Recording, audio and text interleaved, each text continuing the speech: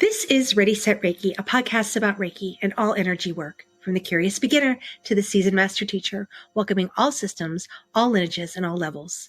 Reiki is a journey and not a destination, and on this Ready, Set, Reiki journey, I refer to myself as a guide rather than a host, as I too am traveling, helping, supporting others, and learning on this Reiki journey as well.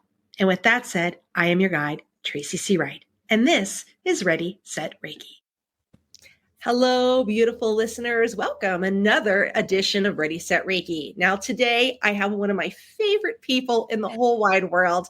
What an amazing journey Reiki has been for me. I never would have imagined 20 years ago, 15 years ago, even 3 years ago, the connections that Reiki has brought into my world. And one of those connections is Rose. So she's going to be my co-guide today on the podcast here. So welcome, Rose, to Ready, Set, Reiki. And along this journey, she's going to introduce someone who's absolutely amazing that she connected with.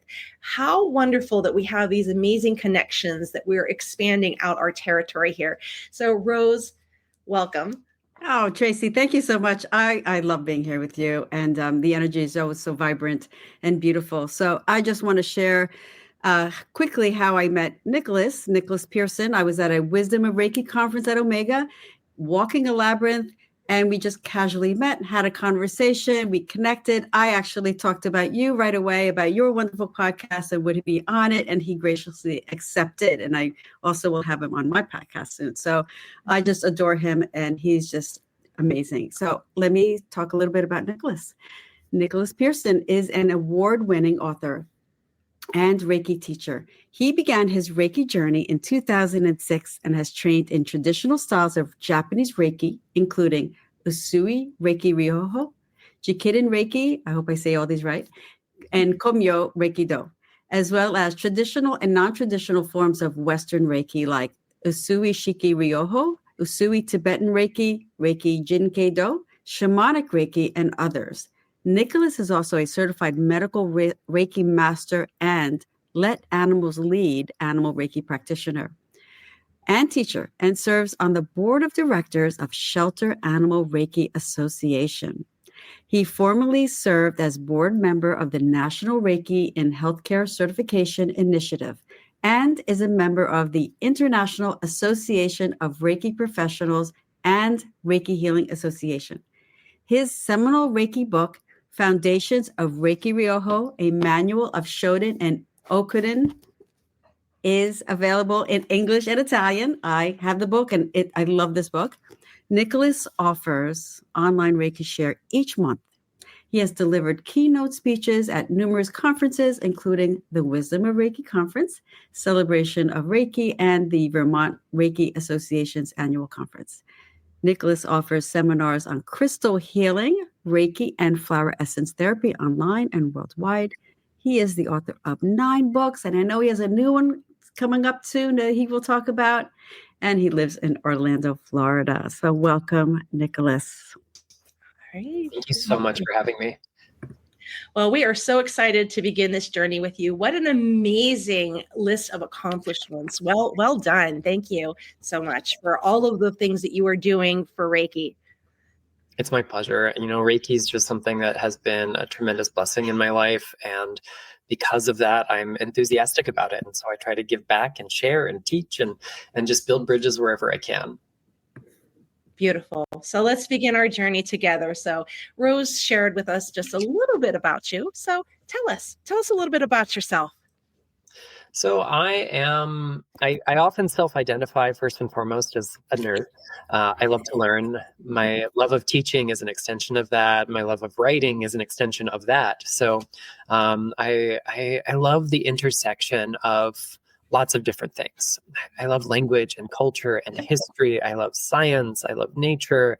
I love spirituality. And thankfully, I get to make that kind of my full-time focus.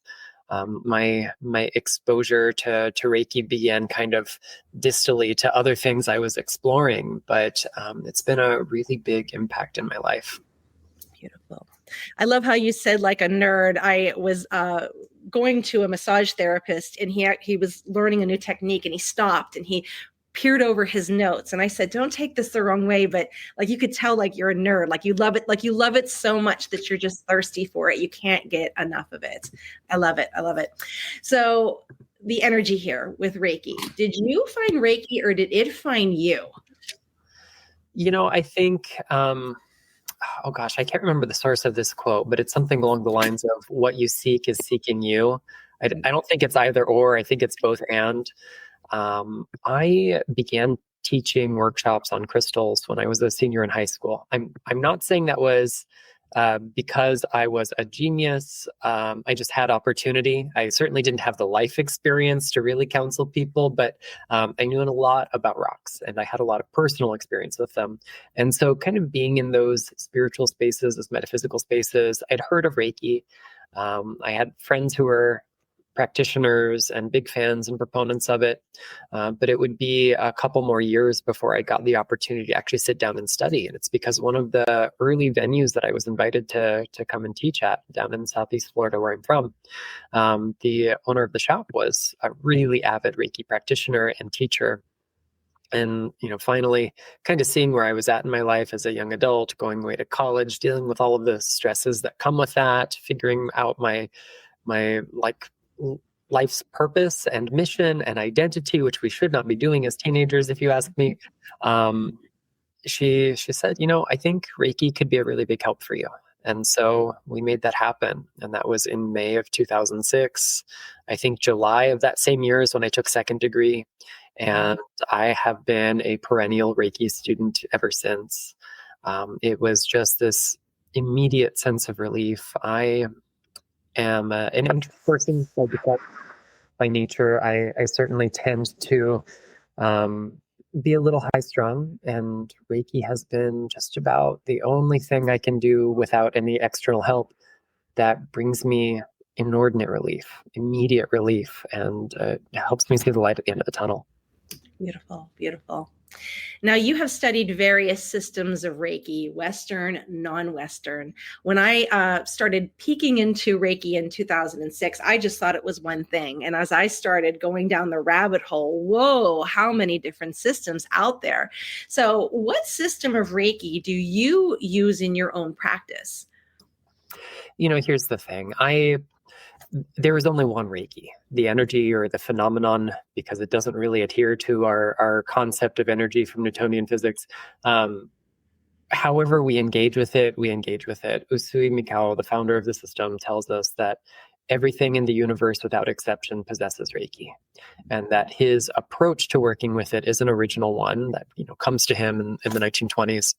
And we have lots of things that have branched off the family tree from there, but they're all branches connected to the same trunk, which has the same roots dug into the same soil. So I don't necessarily think of it as there is a system that I practice. What I do is informed by my perennial scholarship, my perennial practice. There are things that my very first teacher taught me in my certificate says Usui Tibetan Reiki Ryoho through the International Center for Reiki Training's lineage. And there are elements of my practice today that, almost 20 years later, remain virtually unchanged. There are also things I've learned from subsequent teachers that have worked their way in and become really integral parts of my practice. I think of Reiki as I envision it, as I practice it, as I hope to inspire in others, as being an eminently simple practice. And if we get too concerned with labels, then we're not doing the practice. That being said, I fancy myself a homemade scholar, as well as a practitioner. So the labels are useful. They help us identify where common elements are, where less common elements are. So, what I do is a respectful amalgamation, but since I don't necessarily only do one thing, it gives me a chance to kind of adapt and change and integrate new information as it comes up. Beautiful, beautiful. Now, if someone is questioning different systems of Reiki, some different systems out here use different symbols. For an example, like animal Reiki, they have the symbol of life.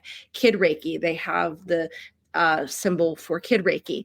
So would you consider that a different system or still under the umbrella of One Reiki with that? I mean, Reiki, the energy, is described as being infinite. We can't, if we change the data set that is infinity, it is no longer infinity. We can't have infinity plus one. We can't have one half of infinity. There's no end to what Reiki is and where it can go. There are different expressions of how we might tap into that. There are different, we'll say, ritual elements in our practice of Reiki that are going to appeal to different lifestyles and appeal to different minds and appeal to different rhetorical goals in our practice. But Reiki, the energy, is Reiki, the energy. And once we get into the kind of philosophical debates about this Reiki is more powerful or this Reiki has more energy, then we're missing the point of what Reiki is. Reiki is about union with the source of everything. And that means there's only one energy that is Reiki. As far as like the addition of different symbols, those are non-traditional elements. Those are things that we can only start tracing to about the 1980s. That doesn't make them good, doesn't make them bad. It just means that they trace to the 1980s going forward. Reiki, as I practice it, looks fairly traditional, at least from the outside, and that's what is meaningful and important to me, and therefore that is what I carry on. But it's like when you go to the grocery store and you go down the ice cream aisle, and there are all these different flavors of ice cream. Maybe I'm reaching for the green tea flavored ice cream. I'm more than happy to sit down at the same table as you, and you can have your Neapolitan or your Rocky Road or whatever you want, because at the end of the day, it's still all ice cream. So that's kind of how I feel about the different systems and approaches to Reiki. We can have different elements, we can do things differently, but we're still connected to the same source, and therefore you're welcome at my table always. Beautiful, beautiful. Thank you for clarifying that. There seems to be, I don't want to say it's a trend, but those that have become masters feel they're called to create their own system. And so for one who's beginning on a journey here, maybe a little bit overwhelming of where do I go, but just the focus of the energy, so to say. So thank you for that. Now, you are also an animal Reiki practitioner of Let Animals Lead. Can you tell us a little bit about Let Animals Lead? Yeah, so I've been an animal lover most of my life. I love nature at large, and that extends to, we'll say, all of its kingdoms: animal, plant, mineral, and so on and so forth. And some years ago, I just kind of happened to befriend a couple of folks from the Let Animals Lead method at a conference in Vermont. I was the keynote speaker, one of two, for the Vermont Reiki Association that year, and I had a wonderful time attending everybody else's panels and seeing what was going on. And the animal Reiki panel really, even though it wasn't a focus in my practice, it was something that really spoke to me. And so over the years, we just kind of got friendlier. And I took the first degree in that tradition. I got to hang out and spend some time with the founder of the Let Animals Lead method, Kathleen Prasad, and also Leah D'Ambrosio. The two of them together co-founded the Shelter Animal Reiki Association. And whenever they come here to Central Florida to teach at the Care Foundation, which is an exotic animal rescue and sanctuary here in Central Florida, I get to go along either as a student or as a participant or observer. And it's just amazing seeing how well animals respond to Reiki. The way we practice with the Let Animals Lead method is kind of approaching Reiki through the lens of its Japanese origins, or its Japanese inflected origins. We might talk about the scholarship on that a little bit later, but and really frame what we do as a practice of mindfulness with animals rather than as energy medicine done to animals. So we view them as equal partners, equal teachers, participants, leaders in the practice. We only ever initiate touch. We only ever practice touch when animals initiate it, rather. And it's just this really affirming way to work with Reiki. And there are a lot of elements from this that I've been able to take into other places. When I had a friend nearing the end of her life from a terminal cancer, my animal Reiki training was really pivotal in that moment. just because there's only so much you can do, right? You can't give a full treatment when someone is hooked up to a million different machines, and when you just want to prioritize comfort. So it's learning to be really present. And when we are that aware and that in the moment, we become these beacons of Reiki. So it's not even necessarily what we do with our hands or our eyes or our breath. It's how and where we place our heart, our minds in relationship to the animals, to our loved ones, to the earth at large. And it's really opened the door for me to experience Reiki as this numinous presence rather than just as an energy we channel. Beautiful. And what wonderful energy too. I have 6 Cavalier King Charles, and they're all underneath me here next. So they're just sucking up all of this wonderful, beautiful energy. So as you've been out working with the energy since 2006, what are some of the common misconceptions you find that people think about Reiki? Well, actually, one that you mentioned right off the bat was one that got me early on, which is that we kind of assume as beginners that it all looks the same, that my Reiki training looks like yours, because we don't know any better in the beginning, probably. And that is a blessing and a curse. It can give us the blessing of assuming we can just fit in anywhere, and really we ought to, but human nature does some funny things from time to time. I think some other ones that are really widespread can relate to facets of Reiki history and the kind of developing scholarship. I know you recently interviewed Justin Stein. I'm such a big fan of his work and have been for a while. And his book is just so impressive. Alternate Currents. Highly recommend that. But one of the biggest myths that I see that we're kind of working hard to break down on a really widespread level is that myth of Japanese essentialism, that Reiki is essentially and purely a Japanese practice. I think it is uniquely Japanese in the way that Japanese culture synthesizes things from different places and puts its own spin on it and makes it unique from that point onwards. But we've got really hard evidence of this transnational exchange of bringing in ideas and practices from so-called Western Europe and North America. And we see this really interesting way of synthesizing that in Reiki. And currently, a big part of my research that I'm working on right now is looking at the actual practices in Reiki and how they have evolved over time, the kind of ritual structure of things that we do in the system of Reiki. And absolutely, there are roots that are inherently Japanese to a lot of these, but also there are some that very clearly come from publications written by American folks and European folks. So it's interesting to see how all of that kind of gets woven together in our broader tapestry.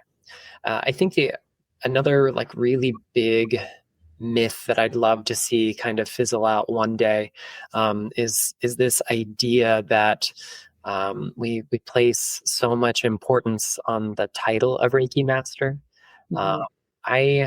I seldom use that word for myself, except for when it's the word my audience is going to understand best, because at the end of the day, clear communication is the most important thing that we can kind of lean on. But I just remember my first teacher, Patricia Williams, really focusing on practice, and practice came first. And she would identify as a Reiki practitioner first and foremost, or at least that's how it kind of struck out in my mind.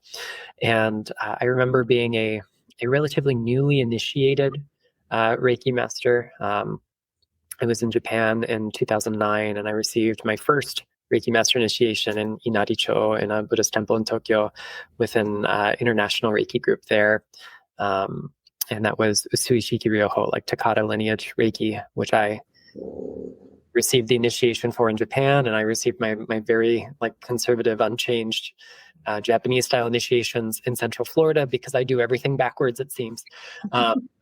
But having received that training and that initiation, and then the following month doing the same thing with my teacher Patricia, and kind of going out into the world, and every time someone would say the word Reiki, my ears would kind of perk up, and I heard someone mention Reiki, and I turned to address him, and I said, "Oh, you're a Reiki practitioner too?" And he looked down at me and said, "No, I'm a Reiki master." And like without missing a beat, I said, "Well, I'm so sorry you don't practice anymore then." And all of a sudden, he figured out what he was saying, like what he was implying, and kind of the weight that had. When we enter the third degree, no matter how our lineage kind of breaks it up, I know sometimes we learn it over several parts, but when we enter the third degree, we are still students of the first degree. We are still students of the second degree. We are still practitioners first and foremost. Yamaguchi Chiyoko, she and her son co-founded the Jikiden Reiki Institute. Her teacher was Hayashi Sensei, whose teacher was Usui, the founder of Reiki. She used to say, if you are a Reiki teacher and you don't practice, then what are you teaching your students? So we really have to come at things from this practical perspective and really think about how we engage with the system as a whole, rather than just we attended a class, we got a certificate, we have a title, and that makes us more important.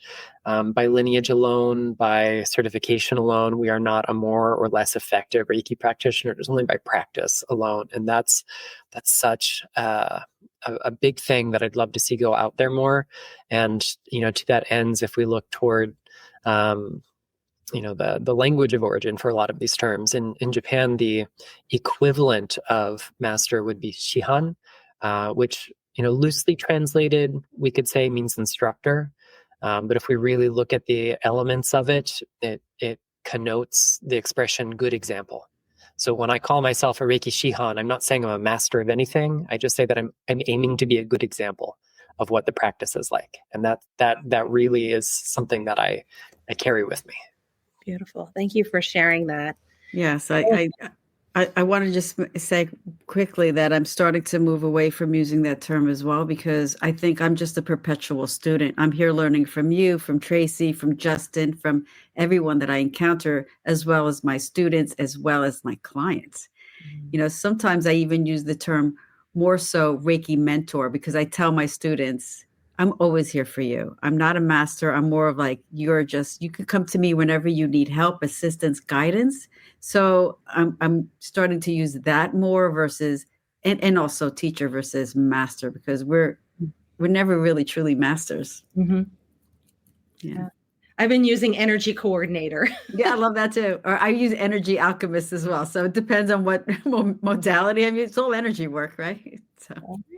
Well, Nicholas, as you sit here today and looking back on your journey in Reiki, what has surprised you about the energy? I think the most surprising thing is that the less we do, the more happens. The more we get out of our own way, the more there is space for healing. The more surrendered we are, the more likely we are to experience the miraculous, the numinous, the mystical, the ineffable, and that there's no limit to that. Within reason, of course. If you undergo a horrific accident and you've lost an appendage, you don't say, "Oh, I'm just going to send Reiki to this situation and it's going to get better." Obviously, we use all of the tools in our toolbox to support us. But on that deep kind of soul level, Reiki is alchemical. It is a synthesis that is greater than the sum of its parts. And that includes us. We are part of that equation. And when we really give ourselves to the experience of Reiki, whether it's through hands-on healing, whether it's through meditation, whether it's through the recitation of the precepts, or any of the other practices that are in there, we recognize that we aren't so separate from Reiki, from the universe, from all other beings in it. And this sense of oneness, I think, is really the point of Reiki. Love that. Now, in your book, The Foundation of Reiki Rahiho, you write about the importance of the Reiki principles, how they should be central focus point to our practice. And why do you think that is? Why should we make this a focal point to bring those in? Well, I mean, first and foremost, because Usui says so. He made it a very clear part of his practice. And the precepts are such beautiful and simple expression of the spirituality that is Reiki, I often think of them as a roadmap. And they aren't the end goal, but they take us to the end goal. And I think all the different parts that fall under the Reiki umbrella can lead us to the same space, but the precepts do it so eloquently. The core of them, as we know them in English, there's so many different iterations of them, and I won't even call them all necessarily translations, because it's not just translating words from one language to another, it's translating cultural concepts as well. We see this in several of the versions that exist from Hawaii Takata and her 23 or more Reiki masters that she trained, that we do a little bit of substitution among some of the original to ones that kind of implant some new values in students. But I mentioned earlier, I'm a big old nerd and I love language. So I love engaging with the text in its original Japanese. And I find there's so much depth to some of these words and some of these expressions, even just looking at the semantics of it, looking at their origin and how they actually come from a very popular text that was published some years before Usui ever climbed the mountain, which itself was a kind of adaptation of the New Thought and Christian Science movement, and that there are other practices in Japan, other healing systems that use very similar poems to the Gokai, to the 5 precepts, but there's magic in them. And we see that, from top to bottom in the original version and Usui's own handwriting and his own brushmanship, if you will, his calligraphy. It opens with this double title, Shofuku no Hiho Manbyo no Ryaku, the secret art of inviting happiness, the spiritual medicine of all illness, or the wondrous medicine of all that ails us. Kyou dake wa ikaru na shinpai su na kancha shite gyo hagemi hito ni shinsetsu ni. Today only, refrain from anger, refrain from worry, practice gratitude or show appreciation, devote yourself to what you do. This one's a hard one to render succinctly, and be kind to people. And then he actually gives us instructions. He tells us what to do with this. He says, Asayu gasho shite, morning, evening, put our hands into gasho. Kokoro ni nenji, hold these in our heart, mind, and kuchi ni tsunayo, chant them out loud. And this is, just really sage advice. And I think there's something hidden in this. There is an ahistoric rendering of this that certainly isn't literally what Usui was saying, but I think the essence of it holds true. If instead of those first 2 words, asa, you, morning, evening, being 2 separate words, there's a compound word we can make in Japanese, chuo-seiki, which means from the morning through the evening. In other words, don't just get up in the morning and say these things out loud, and before bed, say them out loud, but let your whole day be an expression of them. Live your whole life as if it were the ingasho. Live your whole life as if these words are in your heart. Let everything you say out loud be an approximation of these. And thinking of it in that way always reminds me of a quote from St. Francis that I butcher frequently, but it's something to the effect of go into the world and preach the gospel, but only if necessary use words. So go into the world and live the precepts, and only when necessary say them out loud. If you can manage that, you're doing pretty good. Beautiful. I know of all the different modalities and things I have studied, just that simplicity of bringing hands to heart, right? And just saying those precepts really helps me reset, recalibrate.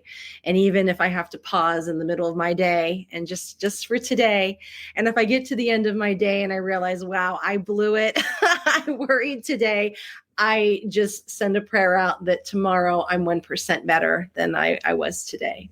So, yeah.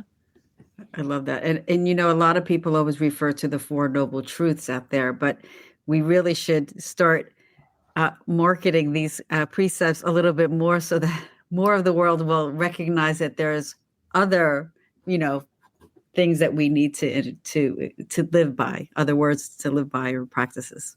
Yeah, and they're so simple that they're available to us. Kyou dake wa, today only, just invites us to do this for right here, right now. It's not forever and always, never get angry again, never have another worry. If that was what the expression was in Reiki, I would have taken a look at the manual and said, this isn't possible. So clearly this isn't for me. I may as well not bother, because I'm going to fall short. But in the inherent humanness that we see embedded in Reiki, embodied in our practice, makes it available, makes it accessible. It's not become this perfect, idealized version of a human, and then you can achieve healing. It's, let's just try. Let's just, in this moment, look at what anger is telling us. Look at what worry is telling us. Look at where we can show appreciation. Look at where maybe we're less committed to our life, our practice, our journey. And where can we be more kind? And if we can do that and it's incrementally better, we're succeeding. Beautiful. Yeah. I love weaving the precepts into teaching yoga because it's in that moment, exactly what you said. How can we be in the awareness of the now and not thinking too far ahead or reminiscing of the past? Because when we're in that stillness, some people, it's a challenge sometimes. Our mind wanders, but we want to make friends with that ego, right? We want to make friends and not be triggered. So bringing those precepts in are really instrumental. And I know when I began my journey, I studied Reiki Rahio, and it was a 21 day, and we had to do the precepts over 21 days. And that 21 days, I met back with my teacher to get my certificate. And I thought, oh, I don't have to do this. And now as I've gone through, I'm like, yeah, I really have to bring this in, really make it a part of life. So as you are out here, as you've, interacted with so many individuals, what qualities do you look for in a Reiki practitioner? I look for someone who lives their practice, just plain and simple. What does Reiki mean to you? And do you show that with what you do? Not just in the treatment room, but in life in general. Do you aim for reducing your anger and your worry? Do you aim for kindness and devotion to your work? Do you show appreciation? In other words, are you living by the precepts? I look for someone who's also not aiming for dogma. There, for a long time, we had a version of Reiki's history and development, and that splintered. It didn't take long, but it did splinter. And as it did, you start to see people who got one version of that story and are unwilling to hear any other version of any other story, that are not willing to look at evidence, that are not willing to move the benchmark as new data comes out and helps us establish maybe some new parameters, some new evidence that gives us insight into the founder and his story and other key players in Reiki history. I look for someone who's willing to admit that they're wrong, or willing to admit that they don't know something. I think this applies not only to practitioners, but especially to teachers. That being said, I have this thing that I started a few years back where I intentionally, once every year or so, enroll in a class that looks so different from my own Reiki practice. And it causes me to do a few things. One, to suspend disbelief, because I want to be really present and get the most out of the class. I can't be going, well, actually, we know better. Or, such and such publication from 1928 actually says this. Like, that's not useful. So I have to check my own baggage at the door. And it gives me the opportunity to be a beginner again. And that kind of flexibility is super helpful. So, I do like to look for people who do things differently than me, because we can all learn from one another. We can all enrich one another's experience of Reiki. And because of that, I will never stop training. Doesn't matter how long I've been teaching, I will remain a first degree student and a second degree student and a third degree student, and so on and so forth. Beautiful. So could I just ask a really quick question? It may not be a quick answer, but you studied in Japan. Not everyone does that. So that's a big, you're saying, you've studied with, you take different classes, but what encouraged you to do that? And if you said it earlier, I'm sorry, I may have missed it, or maybe in the past, but what motivated you to go to Japan and learn there first? Yeah, so I would say Reiki was a big part of that. There were a lot of things, some of them very selfish and personal, and some of them, we'll say, more noble. I definitely wanted to visit Reiki's birthplace. We spent a day in retreat on Kurama Mountain. If I could go back in time and spend all 3 weeks that I had on Kurama, I probably would have spent quite a lot of time at Saihoji, where Usuru's memorial stone is, where his family grave is.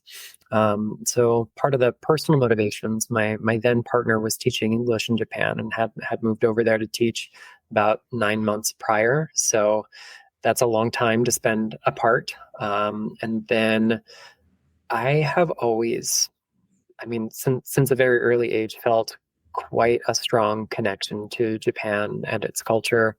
When my father was about college aged, his family took a massive trip through lots of East Asia, mostly in China and Japan. And so my grandparents' house was filled with memorabilia from this, beautiful carved tables and chairs from China, and cast iron teapots, statues of Buddhas and Bodhisattvas, although they were, good Catholics, I'd say. Maybe not the most regular at attending any kind of church, but they kind of had that Catholic sensibility. They still really loved the culture of East Asia at large. And so, I grew up around these things with people who didn't know enough about them except to tell me where they found them or stories of this trip. And so I don't know if it was the aesthetics. I don't know if it was the beauty. I don't know what first drew me into loving Japan more than any other culture and nation represented in their collection. It was Japan specifically. And then when the opportunity presented itself, so I could go in 2009, I jumped at the chance, and it was marvelous. We packed a lot into 3 weeks. I've had some Japanese people tell me that I have done more sightseeing in Japan in 21 days than some people do their whole lives. And that's what traveling with my friend Richard is like. You do a lot. So I'm grateful, but I'd love to go back. And I've just never quite made that happen yet. All right. Well, you need to do a retreat, and Tracy and I maybe we'll come along. You have a couple of retreats I want to go on. I'm sure that you'll do them well. But anyway, thank you for answering that question. Beautiful. So as you're watching Reiki change and shift, social media has really changed it. It's become really very much mainstream. What are some red flags for someone who is like, yes, I want to start doing Reiki? What are some red flags to watch for when you're choosing a teacher? Do you have any advice or kind of things to maybe do a little bit more research before you move ahead with someone who does that? A big one, and I'm going to be repeating myself here, but someone who doesn't practice. If someone's whole model in Reiki is teaching others, and the only hands-on time they're getting is maybe in those classes, I would reconsider. It doesn't mean they have to be a professional Reiki practitioner who are seeing clients sun up to sundown. I am not that person. It's complicated to do that in the state where I live as well. But do they practice for themselves? Do they practice for loved ones? Do they, practice as folk medicine?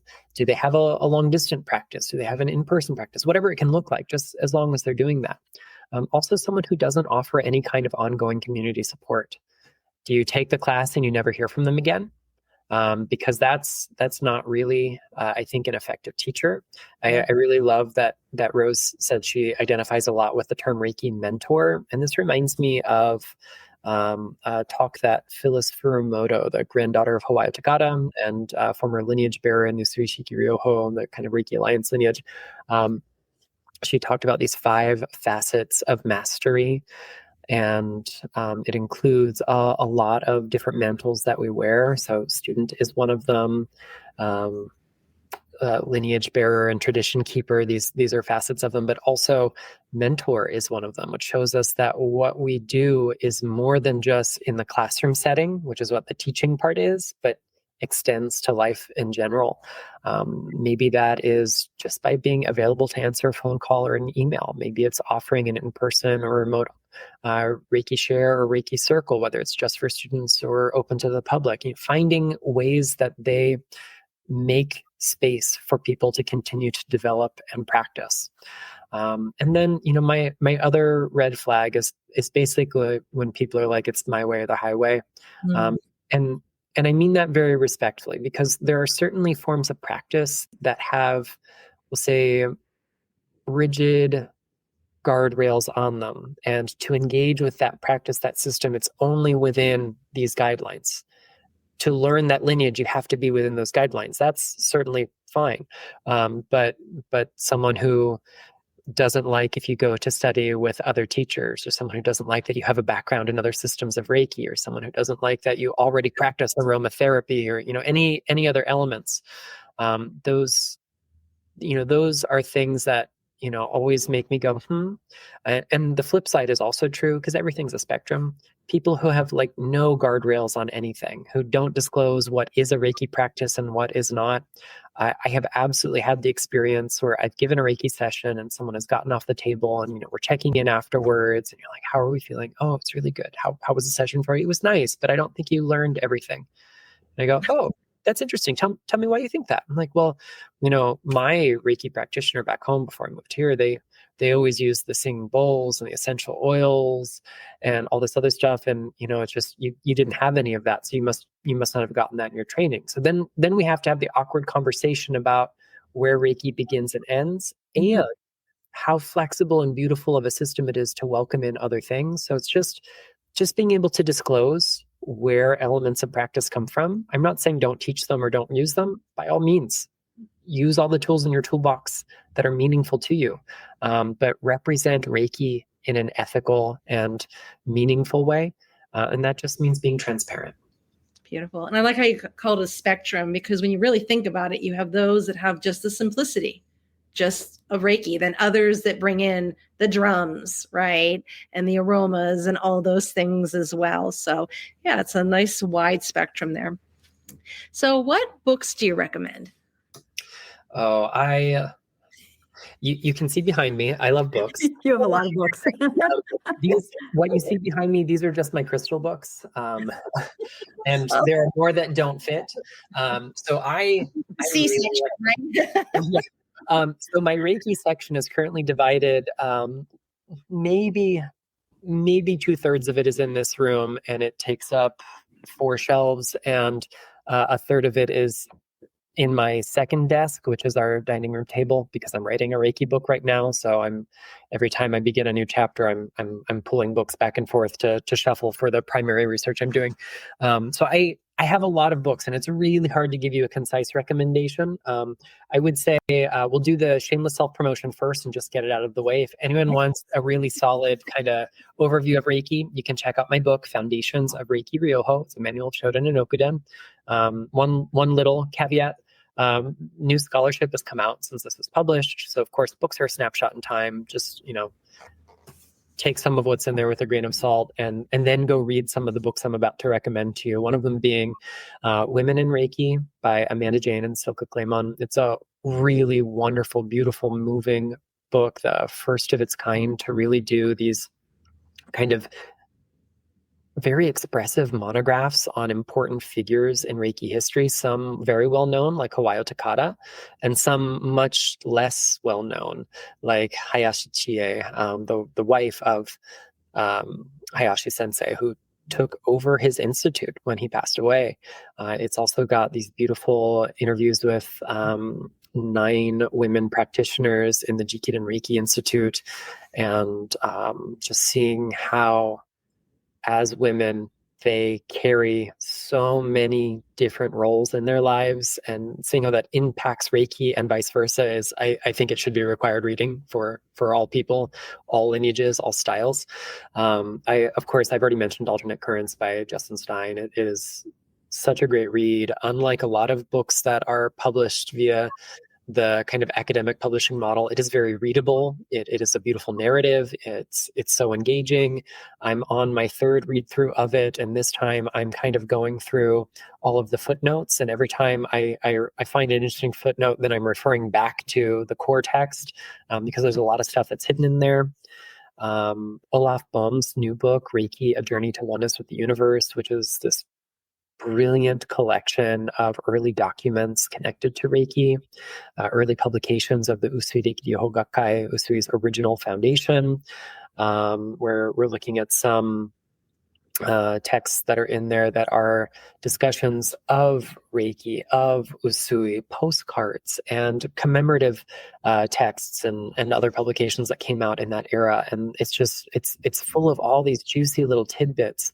You have to like really digest and come back to it to read between the lines, because there's a lot of subtext in there. I also really love Frank Arjava-Petter's This is Reiki. All of his books are really wonderful. I think that is the one I go back to over and over again. I've had the joy of studying with Arjava, and that was quite a wonderful experience. It is not every day that you enroll in a first and second degree course that is 40 hours long. And that's what it is like with Arjava, and I think it's great. And then I think an underappreciated gem is a book originally published in 2014 in Japanese called Gendai Reikiho. It is a follow-up to Hiroshi Doi's first book, Iyashi no Gendai Reikiho, A Modern Reiki Method of Healing. So this second book, it's one of several that he's published in Japanese, was recently translated by Rika Sarahashi, who is a Gendai Reikiho teacher, and she is multilingual. So she's translated this work from Japanese into English. I think she may have also produced a Spanish translation, if memory serves. And we just got a revised edition of it fairly recently. Also, I think a really valuable text to us. Still kind of a snapshot in time. I think there's a little bit of historical data in there that we can question just because we've got more stuff coming out. But I think it's a really good complement to his first book, Iyashi no Gendai Reikiho, which the ICRT produced a second revised and expanded edition, which is also a really valuable resource. Beautiful. Thank you for that. Just seeing you light up when you talk about books, I love it. It's like so contagious. Like I just want to go out and buy single thing that you recommended. I mean, I wrote them all down. I know, it's like the energy. I love it. I love it. Thank you for that. So what other things do you offer? Do you offer classes, sessions, events, trainings? All of the above. I do a lot. I wear a lot of hats in my life, some related to this, a lot of them not. So finding that balance can be a challenge. As far as community support goes, I offer a free online Reiki share each month. I have my next one coming up pretty soon, I think somewhere around mid-August. And except for when I'm traveling, I try to keep that a constant so that it is always happening. Any money raised from it either supports just the cost of the platform, and any overage goes to various, mostly Reiki related causes. I've used some of that money to raise money for some medical Reiki research and for animal Reiki organizations and similar situations. I do offer Reiki training.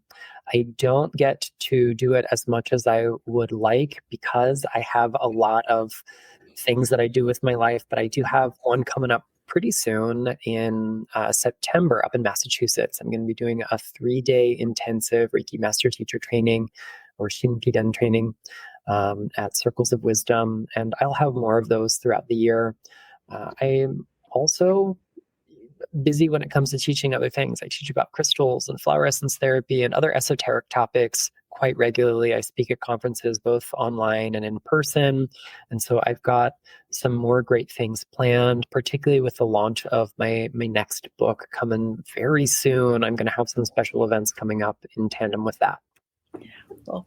So where can we find you? Website, social media? Absolutely. Thank you for asking. So my website is theluminouspearl.com, and my social media is theluminous_pearl. So you can track me down in most places like that. Facebook, Instagram. Instagram is definitely where I'm the most active. I do at least once a week on a good week. I'll do live Q&A sessions where I might mix in some storytelling and some show and tell, new rocks, new books, new other things. And it's another way that I try to offer community support. But if anyone is interested in what I do, everything that I do should be in one place on my website, at least after I get it updated each month. And then I also put out a newsletter once or twice a month, which you can sign up for on the website. Beautiful. Well, thank you, Nicholas, so much. This ends the first part of our journey, and I'm going to guide you off to Rose, who has some questions for you from social media. Right. And I just want to say I recently took a workshop with Nicholas. It was about crystals and quartz in particular, and it was fascinating. And so I want to segue into a question around integrating crystals in a Reiki practice. And I know, we talked about people doing sound bowls and drumming and integrating other things into the practice. But since I love crystals, and I know you do too, Nicholas, since you are a mineralist and have written many wonderful books on crystals, how can someone maybe really simply integrate some crystals into their, it doesn't even have to be their Reiki practice, even their life, but since we are a Reiki podcast, we'll do that. Yeah, thank you. So, I like to start my orientation to the practice through the kind of historical lens. And we have some anecdotes. I've never been able to find very firm evidence to confirm them, but they seem to come through reputable channels that tell us that Usui used to give reiju, like initiations or attunements, to clear quartz spheres that he could then send off to people who wanted to use them in lieu of visiting a practitioner regularly because they didn't have access to one. And you could lay this Reikiified crystal wherever you needed that. Hiroshi Doi also shares an anecdote of in Hayashi's research center. So before the Hayashi Reiki Institute, there was the Hayashi Reiki Kenkyusho, which was a research center that was still affiliated with the original organization founded by Usui. And one of the experimental things that he did was add quartz crystals. We don't know that it necessarily lasted very long. I don't think there's any record of Takata having experienced this, and she certainly worked in that clinic quite a lot. But it is an anecdote that Doi Sensei shares in his writing, and so I see that there is at least a limited precedent for it, and that gives me permission to want to experiment a little bit more.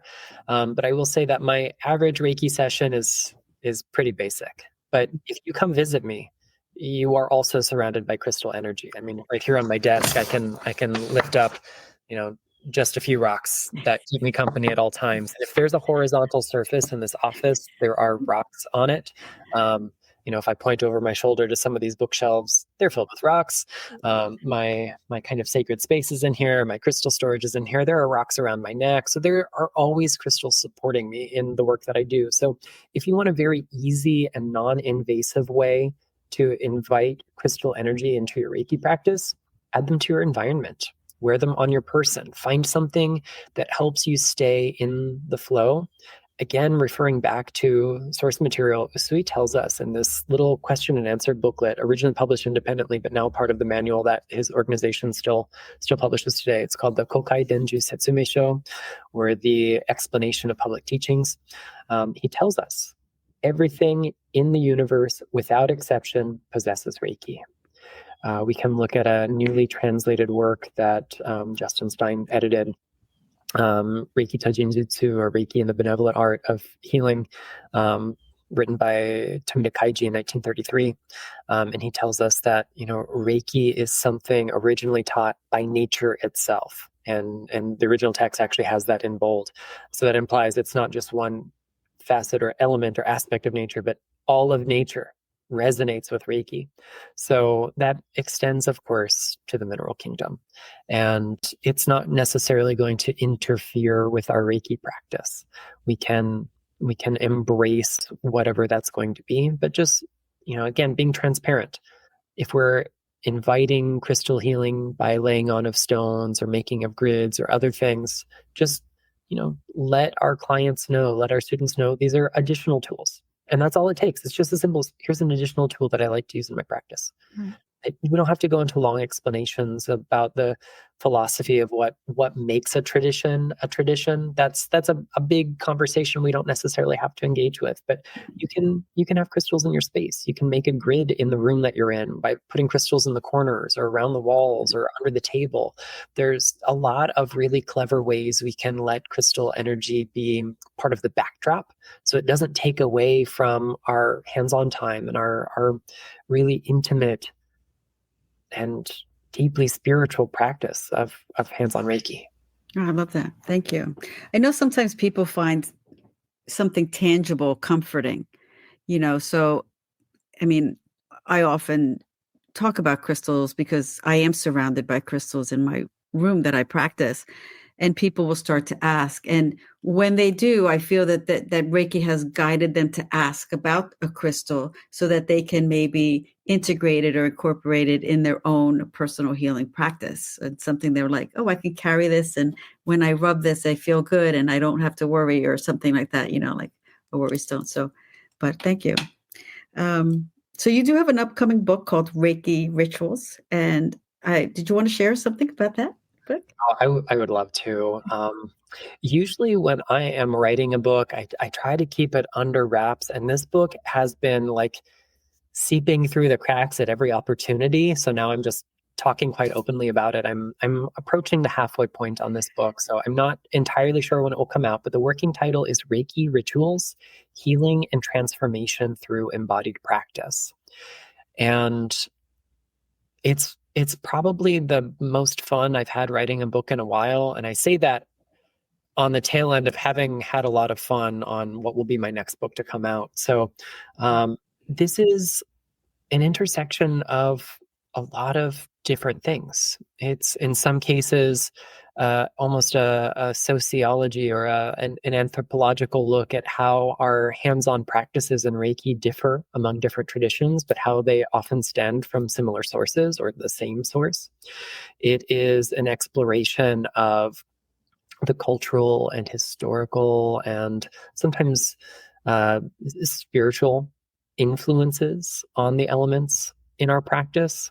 And at the end of the day, all of that is well and good, but it needs to be practical to be useful. So it explores how, when we engage with these separate practices, we really elevate what we do as humans, but also as Reiki practitioners. So the idea behind a Reiki ritual is that it is a practice that occurs with frequency and or regularity. Those two things don't always mean the same thing. If I wash the sheets on my bed once a week, that is regular. If I wash them once a month, that is regular, but one is more frequent than the other, right? So we might have rituals that we engage with frequently and others that are regular but less frequent. But the goal of it is they happen at this kind of recurring interval, whether that's once a day, once a week, once a class, whatever it might be. And they are thresholds that we cross into the numinous. When we experience ritual for the sake of ritual, not as a means to some other ends, but as an ends unto itself, we have an opportunity to mark sacred points in time and space. We transcend ordinary consciousness and step into non-ordinary consciousness, the ritual consciousness, the kind of, we'll say, super consciousness that we often experience in those really transcendent moments in our practice. And the ritual elements of our practice are also framework to develop this almost like shortcut to achieving that altered state of being. So some of them are really simple.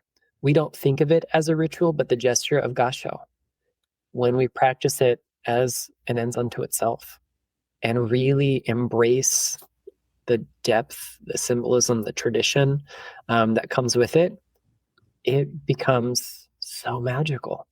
Maybe hands-on healing becomes a ritual for us, and the simple act of laying the hands and surrendering can change our lives. Of course, there are some shall we say, more obvious rituals in Reiki, like the ritual of initiation called Reiju in Japanese, we might call it, in attunement, empowerment, ignition, or whatever it is in our varying traditions. This is a pretty obvious ritual, but reciting the 5 precepts is a ritual. The meditative practices called Hatsude Ho, the methods for cultivating Reiki energy, they become a ritual. In non-traditional forms of Reiki, we also have some pretty interesting rituals that have emerged. Things like creating sacred space is something that I still do, that I learned in my first Reiki training with my teacher, Patricia, where we might use the symbols or another tool to kind of clear and cleanse and bless and elevate the space that we practice in.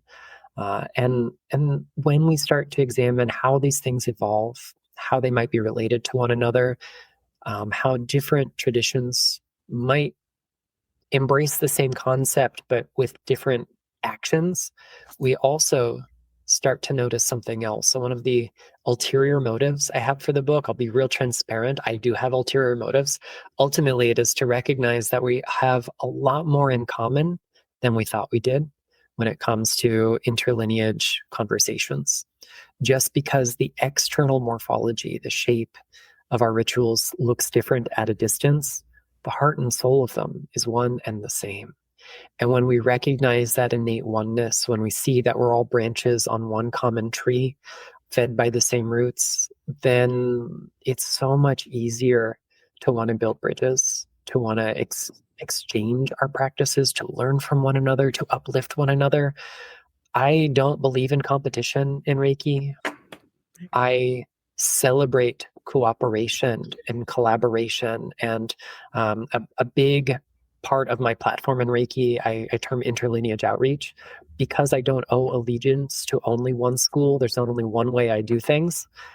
I get to be a rebel and break some rules from time to time and have open conversations with people. And that's why I love to learn from folks whose practices look different to mine, because it helps keep that conversation going.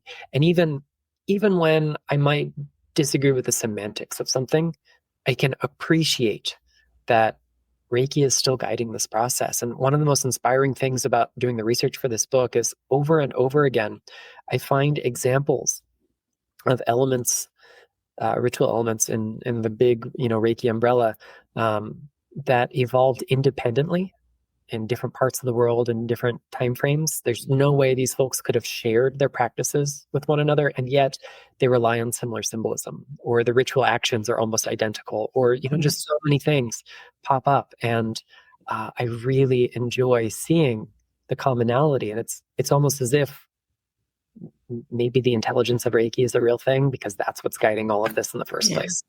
Wow, that's beautiful. Oh my gosh. And you do light up when you talk about this. And I just want to thank you for being the person who's doing all this work, because it takes a special person, someone with your passion and your motivation and just your talent to bring all this information together and share it with the world. So thank you, Nicholas. I think this is a good time to hand it back over to Tracy. All right, Nicholas, as we've been talking, is there anything else that you want to share or something you might have forgotten? The floor is yours. Thank you. I think the only thing worth ending on is gratitude. Thank you both for sharing this platform, this space, your time and energy with me. To all of the listeners, thank you for spending your time with me as well. If anyone is interested in reaching out or learning more about my work, I definitely invite you to do so. And I look forward to sharing the Reiki space with any and all of you again soon. Thank you. And Rose, do you want to let listeners know where they can find you? Sure. You can find me at rosewhippich.com. I'm also on Instagram at rosewhippich. And my podcast, Chat Off the Mat. And I know Nicholas will be coming onto my podcast in the next several months to talk about his next book, The Witching Stones, which I'm really excited to read soon. And we'll talk more about crystal energy in that podcast. So thank you. Thanks for having me, Tracy. I always love being here with you. And thank you both for taking this journey with me so much. I appreciate it. All right, my wonderful listeners, if you would like your question featured on Ready, Set, Reiki, reach out, www.readysetreiki.com, or check me out on social media. I'm Tracy Seawright, and this has been Ready, Set,